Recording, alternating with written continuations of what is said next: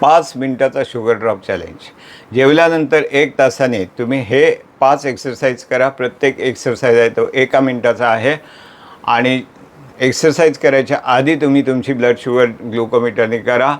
5 minute exercise करा आणि 5 मिनटं थांबा आणि परत शुगर करा.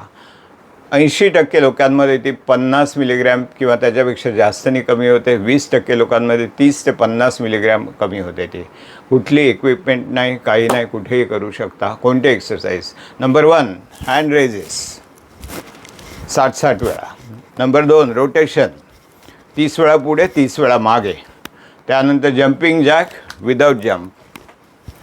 त्यानंतर चौथा येतो थाय रेजेस, असे थाय रेस करा.